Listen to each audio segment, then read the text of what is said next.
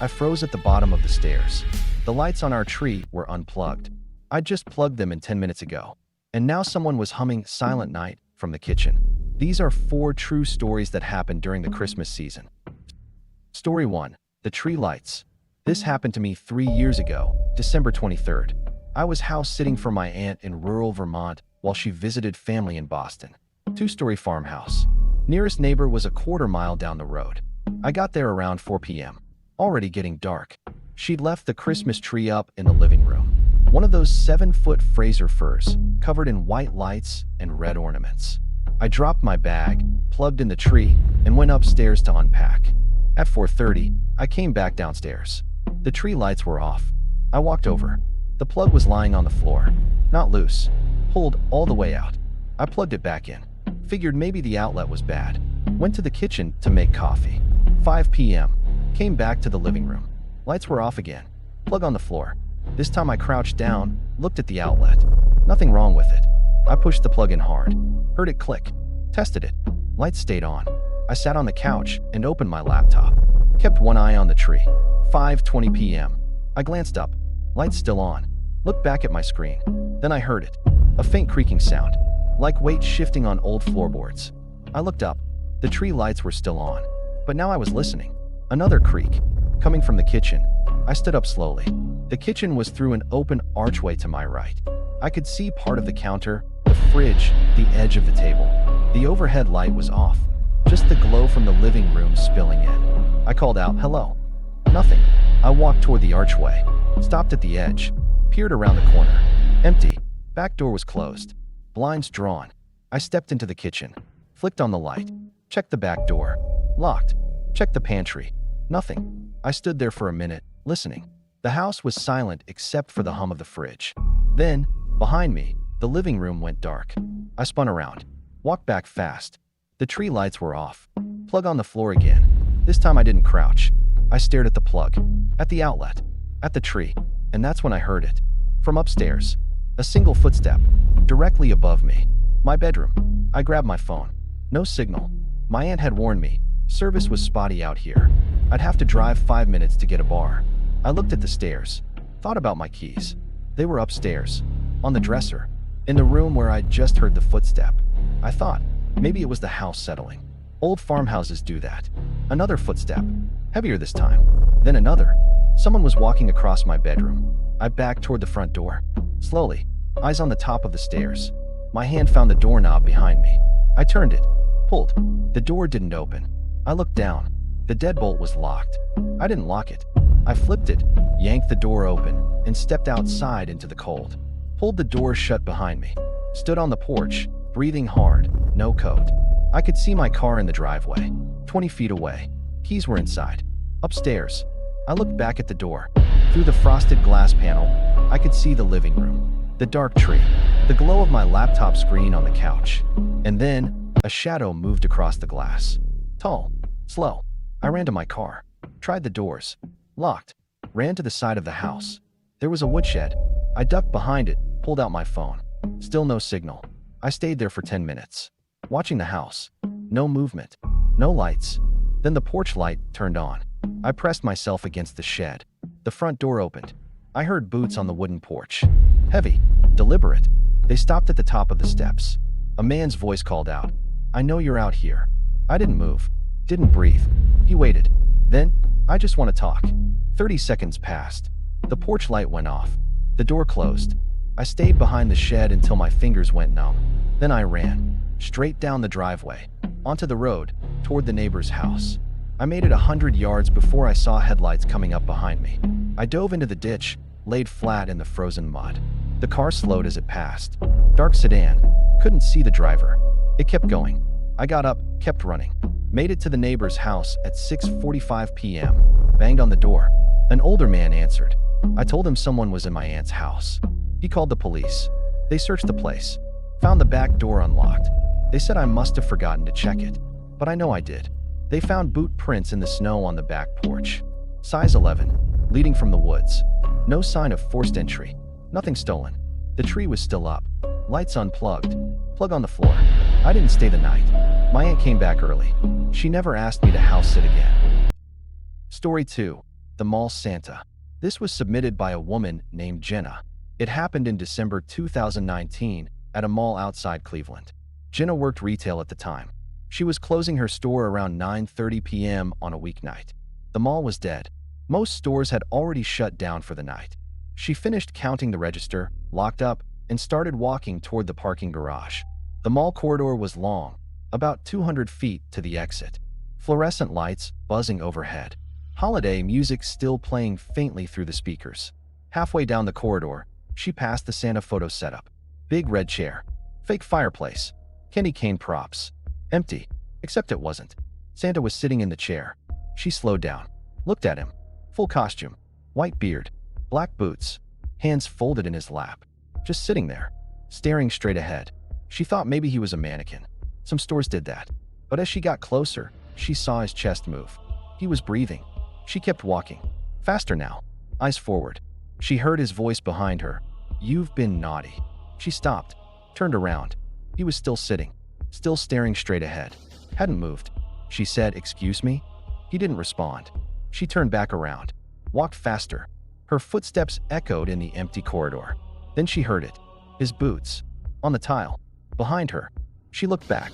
He was standing now, 30 feet away, facing her direction. She started jogging. The exit was 50 feet ahead. She could see the parking garage through the glass doors. The boot steps got faster. She ran, hit the door, pushed through, into the garage. Her car was on the 3rd level. She took the stairs 2 at a time, lungs burning. Reached her car, fumbled with her keys. Dropped them, picked them up, unlocked the door, got in, locked it. She sat there, gasping, staring at the stairwell entrance. Nothing. She started the car, put it in reverse. Then she saw him in her rearview mirror. He was standing directly behind her car, 5 feet away, blocking her path. She shifted into drive, cranked the wheel, went around him. He didn't move, just stood there. She drove down the ramps, exited the garage, sped out of the parking lot. She called the mall security from her car. They said they'd check it out. Called her back 20 minutes later. Said there was no one in the corridor. No Santa. The costume was locked in the storage room. She asked, "Who has the key?" They said only mall management and the photographer. She never went back to that job. A week later, another girl who worked at the same mall posted on Facebook. She'd seen a man in a Santa suit standing outside the employee entrance at 10 p.m. Just standing there, watching. Mall management never commented. Story 3. The Carolers. This one comes from a guy named Matt. December 2021. He was living alone in a duplex in suburban Michigan. It was around 8 p.m. on December 19th. He was watching TV, heard a knock on his door. He looked through the peephole. For people standing on his porch. 2 men, 2 women, dressed in heavy coats and scarves, holding candles. Carolers. He opened the door. They smiled. The woman in front said, "Merry Christmas. Can we sing for you?" He said sure. Stepped back a little, left the door open. They sang "Oh Holy Night." They were good, really good, harmonized perfectly. When they finished, he clapped. Said thank you. Started to close the door. The woman in front said, "Can we come in? It's freezing out here." He hesitated. Said, I wasn't really expecting. Just for a minute," one of the men said. "We've been out here for 2 hours." Matt felt bad. He stepped aside. They came in. He offered them water. They said no. They just stood in his entryway, smiling. Not talking. Still holding the candles. Matt said, "So, do you do this every year?" The woman nodded.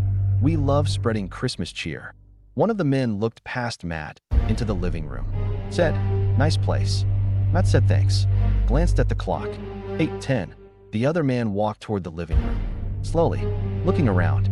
Matt said, "Hey, we'd love to sing another one." The woman interrupted. "Do you have a favorite?" Matt said, "I'm actually pretty tired." "Maybe we'll make it quick," she said. They started singing Silent Night. But this time, they spread out. One man moved toward the kitchen. The other stayed near the living room. The 2 women blocked the front door. Matt's stomach tightened.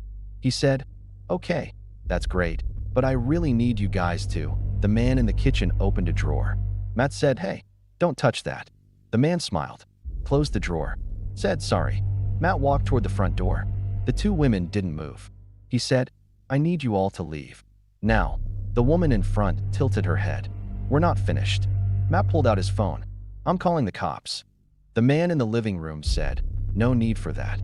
Matt dialed 911. Hit call, held the phone to his ear. The four of them stopped singing, just stared at him. The dispatcher answered, 911. "What's your emergency?" Matt said, "There are people in my house who won't leave." The dispatcher said, "Are they threatening you?" Matt looked at them. They weren't moving, just watching. He said, "I don't know. They won't go." The dispatcher said, "Stay on the line. Officers are on the way." The four of them turned and walked out. No words, no rush, just left. The door closed behind them. Matt locked it, watched through the peephole. They walked down his driveway, got into a white van parked across the street, and drove off. The cops showed up 12 minutes later, took a statement, asked if anything was missing. Matt checked. Nothing. They said it sounded like a distraction robbery attempt, probably casing the place. Matt asked, "Why didn't they take anything?" The cops said, "Maybe they didn't have time, or maybe they'll come back." He installed a Ring camera the next day.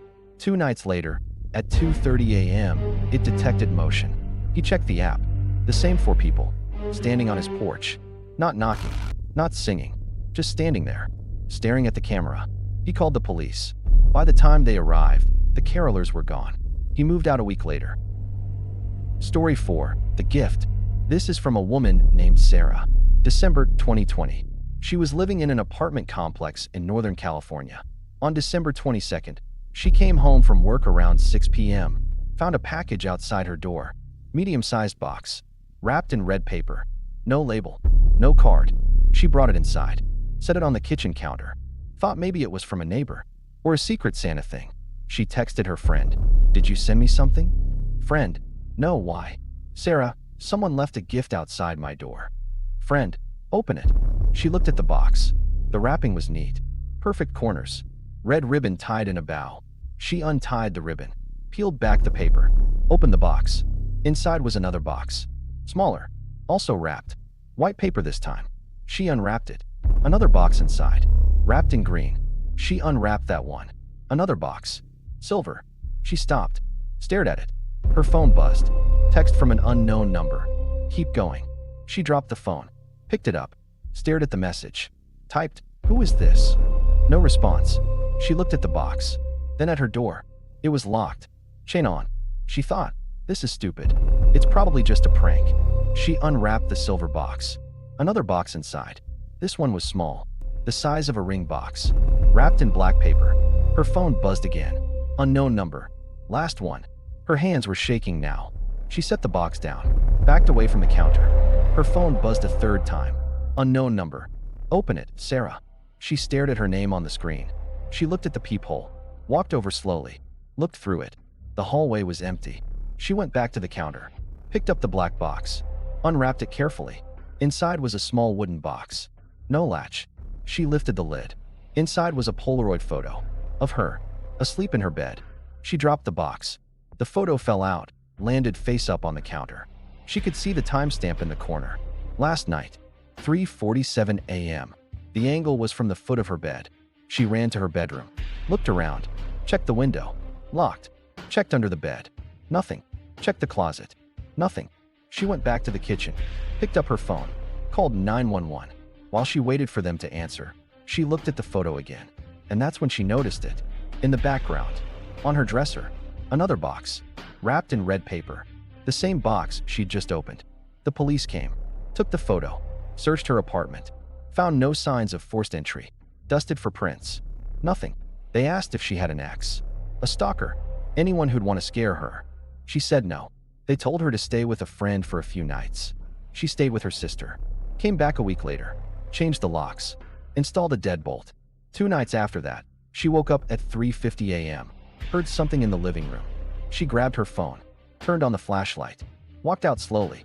On the kitchen counter was another box, wrapped in red paper. She didn't open it. She called the police, stayed on the phone with them until they arrived.